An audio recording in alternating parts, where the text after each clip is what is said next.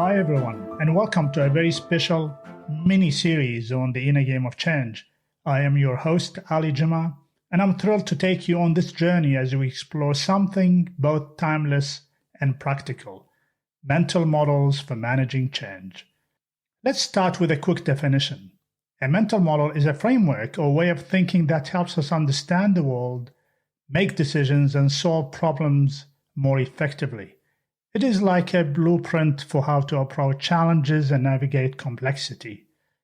Now, here is a simple analogy. Imagine you are driving to a new destination. Without a map, you might take wrong turns, waste time, or even get lost.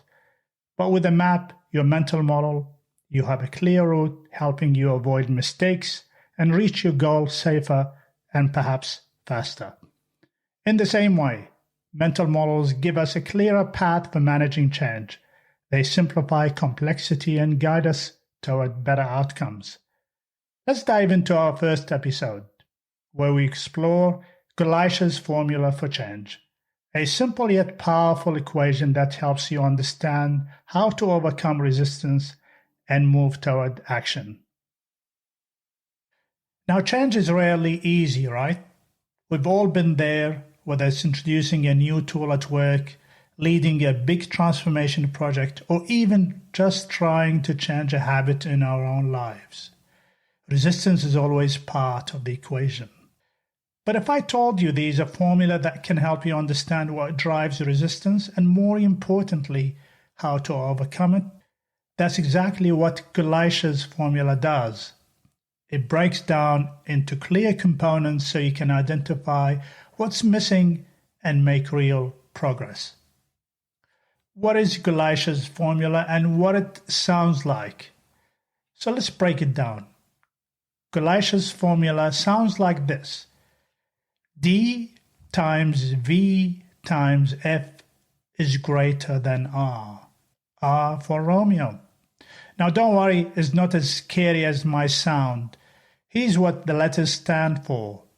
D is for dissatisfaction with the status quo. V is for vision of the future. F refers to the first concrete steps toward change. And R is the resistance to change. The idea is simple. For change to happen, the combination of dissatisfaction, vision, and first steps has to be greater than resistance. Let's unpack that a bit. Dissatisfaction is the push. It is the discomfort or frustration that makes people want to leave the current state. Vision, on the other hand, is the pull. It is what excites or inspires people about the future. And first steps, well, that's what makes the change feel real and achievable. If any of these is missing or weak, resistance wins. But when they're all strong, that's when you create the momentum needed to overcome resistance and drive meaningful change. Now let's talk about how you can actually use this formula at work. Let's say you are rolling out a new AI tool at your organization, a situation I know many of us can relate to. You notice that people are hesitant, maybe even resistant. Using Gleicher's formula, here's how you can approach it. Step 1. Build dissatisfaction. Start by showing why the status quo isn't working. Maybe the current process is slow, full of errors, or leading to burnout. Share data, stories, or examples to help people feel that staying the same isn't an option, or at least isn't a wise one. Step 2. Create a compelling vision. Next, paint a picture of a better future.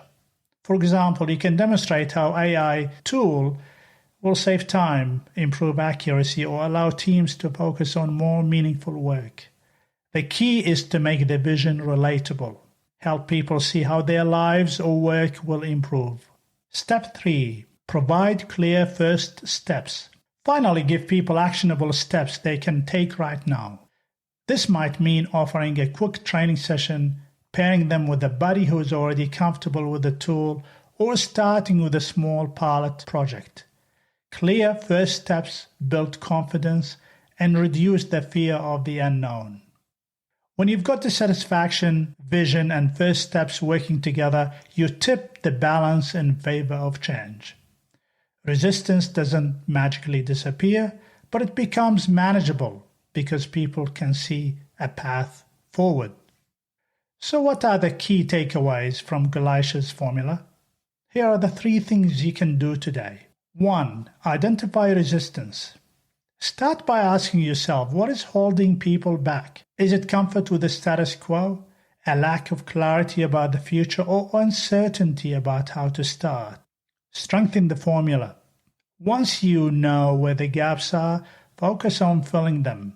If dissatisfaction is low, surface the pain points. If vision is unclear, spend time co-creating it with your team. And if first steps are missing, offer simple, actionable guidance. Think iteratively. Change doesn't happen all at once. Use the formula as a diagnostic tool throughout the process to keep refining your approach.